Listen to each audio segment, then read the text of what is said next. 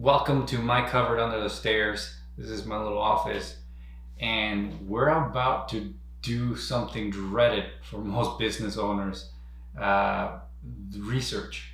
There's a lot of things we don't know about beef jerky, about this business, and the only way that we can find out what that is by doing research, talking to experts, Googling, watching YouTube videos.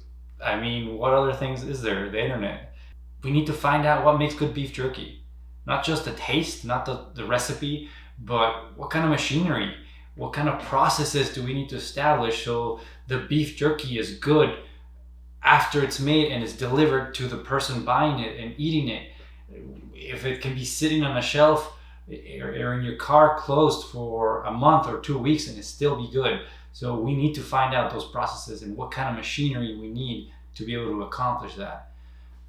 I've created a little bit of a framework of how we're going to do this. I'm using Asana, my favorite project management tool, and I broke it down by this. Who is going to provide the dehydrator? Who is going to provide the meat cutting tool? Because they all need to be the same size, because we don't want weird janky looking ones and then one perfect one in the bag and then a bunch of little crumbs on the bottom. Because I've bought beef jerky from competitors and I hate when it's a tiny little bag and it's just like they shredded it with their hands or something. So we need to find out. I have my task. I need to find out and learn more about dehydrators, meat cutters, as well. We need a certified kitchen. So we have to do some research on certified kitchens. We have to do some research on who we're going to buy the meat from, and we have to do some research on packaging. Inside each tab, let's go down into the dehydrator. I have 4 tasks inside that. First of all, I need to research and find at least 3 companies that sell meat dehydrators for beef jerky. After that, I'm going to call them and ask them about sizing, about the cost, how much meat does each machine can tolerate, and the cost of each machine. That's my second task. My third task is going to be sit down with my mom and make a decision on which company, which size, and which cost we're willing to pay. The very last decision is just buying it. It's not even a decision, it's just a task that we have to put down the card and buy it. So that's basically how all the rest look like. The same thing for meat provider. First thing is a list of at least 3 farmers willing to sell us meat directly from the butcher. Second, how much are they going to cost? How much can they provide us? A little bit of information about them. Third, we're going to have to do a meeting with my mom and decide who we're going to go for. Fourth, just going to put down the card again and pay for it and get going. So that's the same structure that I'm doing for all of it, even the kitchen, the certified kitchen, the packaging, all of it. So because we need some sort of structure, so we know the next step.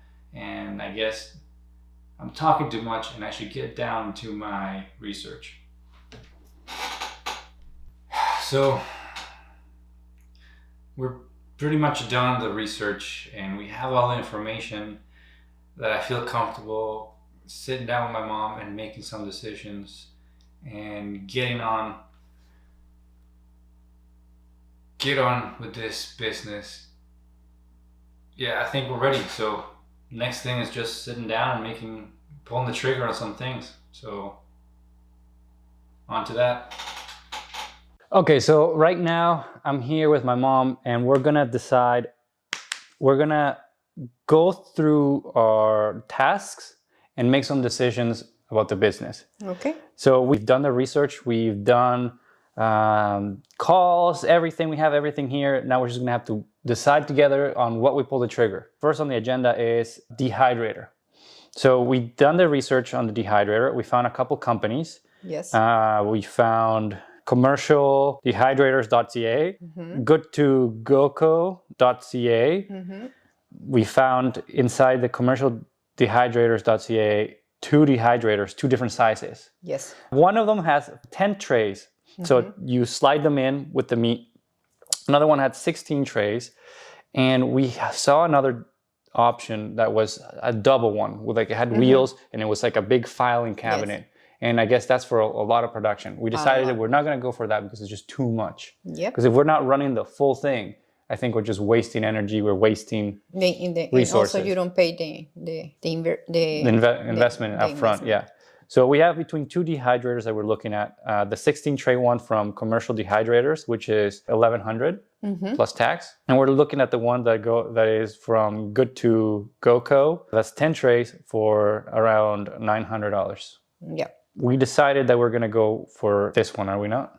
Yeah, the one is the commercial dehydrator with 16 trays. Why did you did the research, so you convinced me on this. Why did you think we go for that one? So I choose that because when I was reading all the information about this equipment, I found that these guys, they just build that.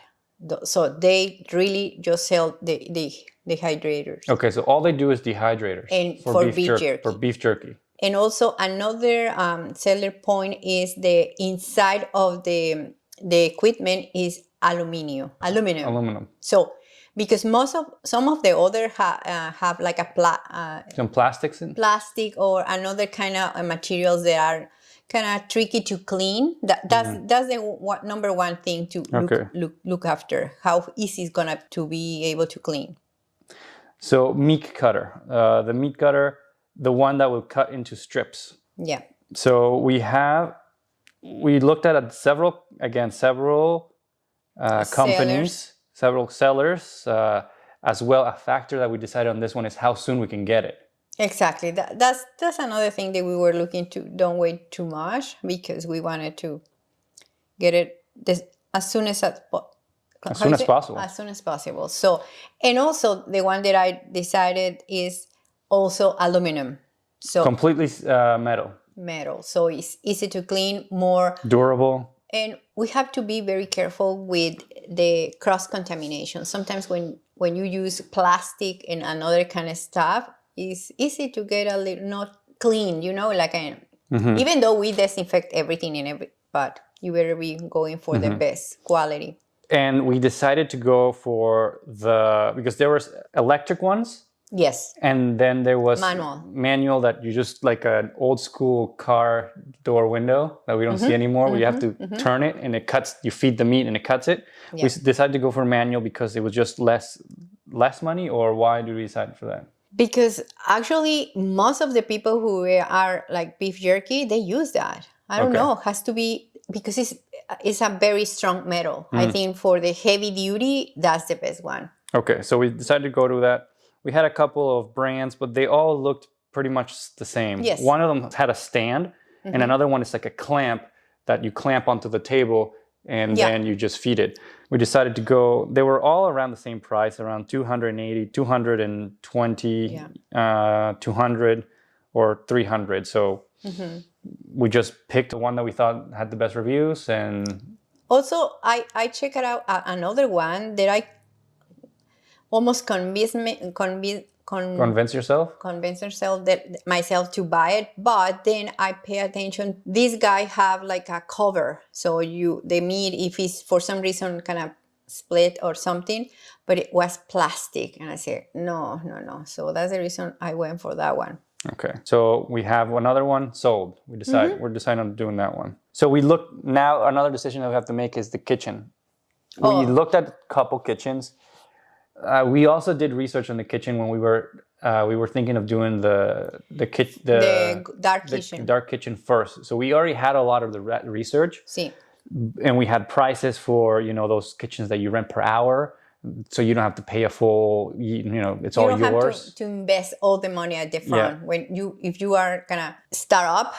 So you better be very careful with your numbers. Yeah. So, and the best option is to go rent for the hours that you think you are gonna need it to cook, and then pack and ready to go. As well, we don't need a kitchen for that long because we're not doing the dark kitchen anymore. So we don't need every single day. We're gonna do a kitchen run for once every month, once every 3 months for like 2 days straight, and we'll do like a couple hundred beef jerky packages. And then I found a guys that they just moved, maybe they have 5 months that they moved very close to us, Milton, Ontario. And these guys also have like gluten-free environment. They're certified gluten-free. So nothing, anybody that rents a kitchen, they cannot use anything that has gluten. It's completely gluten-free. Yeah. We went there, amazing the equipment, everything is new. And lots of space. And I also like the way they have the membership, they're very well organized, and, yes, and they are. They're very well structured on how to rent the space and the packages. And they said that we can do 24 hours. So if we become membership, you can go to the kitchen any time of the day. Anytime. So it's not restriction of the time. So yeah. So we're deciding on using that facility. Done. Meat providers. We've done research. We've visited a farm, even from a local farmer. By what's that area called? Old Spring, very close to Sarnia area. Mm-hmm. Huron County. Huron County, that's what I was trying to say. We've gone to local butchers. We've called. We've done a lot of stuff. We still haven't decided on the provider of meat. So this one's on hold because, like we've said before, we really want to know who's growing the beef. The beef. Because we want to be able to film. We want to be able to have conversations with the owner and show you. It's so document. Local, no? Yeah. I mean, I guess I'm marketing, so I don't care much about that. But I just want to be able to show. I want to everybody know exactly where they come from. All the process. We want to be able to visit the cows, pet them. Okay. You'll make good beef jerky one day. So right now we're on hold. Right now we're using a local butcher shop for our testing. Beautiful meat. Is very fresh. Okay, it's very, very good. Packaging. We've gone back and forth on packaging. Oh, yes. First, we did our research. We had a couple of companies. I'll list them off here. The very first one, which is the biggest one in Canada, I think Canada, at least in Ontario, which is called Uline. Then we thought, they don't do printing. Yeah. Right off from our research, we don't want to do printing. No, we want to do completely printed, beautiful. So what's my mistake? So when I went to the website, I didn't, because sometimes websites are confused. They are not friendly. Some people don't put that much money into their website to be user friendly. That's the word. What's the word? UI, yeah. So I went there, and the first thing that I saw is a lot of plastic and sticker. I say no, and then I right away jumped to the other one, which was pouch makers. So we saw their examples. So I guess they did a much better job at showing that they were doing on the package printing, and they had very good designs from other customers. And so I guess we got. And also for just the delivery fee, they can send you examples of the bags. Okay, yeah. So you called them, and they said that we just paid delivery, and they sent a bunch of samples for us. Yep. So that's even better because you're more user friendly. Yeah, but the other guys still have that. I found yesterday. I found that they have that. But so we're getting better at research. Yes, I'm getting better. Okay, so we came to a bunch of problems because, as always, we're kind of running out of time because we want to launch before Christmas. And also, your department marketing, we have to design from zero the design of the bag. So it's take a lot of time for those graphic designers and everything. So to get it specific. Because we're going for something very high standards that we're holding. And because we really want an experience. We don't want to it's not just the meat. It's the whole brand. This is the whole story that we want to tell, and the whole community that we want to build. So it's taking time to think, to strategize, to talk with the New Red Media team so we can start building, so we can create the packaging design. And at the same time, the packaging has been held up because we haven't decided on the recipe. I think that's another one of the huge ones.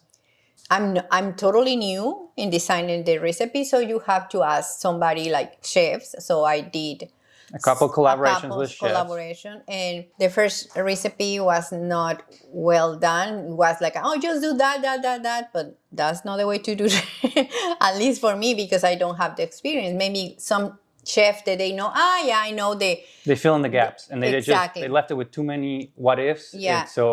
So I did that, and also I found another chef from Mexico that he really know how to do the stuff. He sent me specific, and I've been speaking with him and give me a lot of tips. So right now I feel very confident.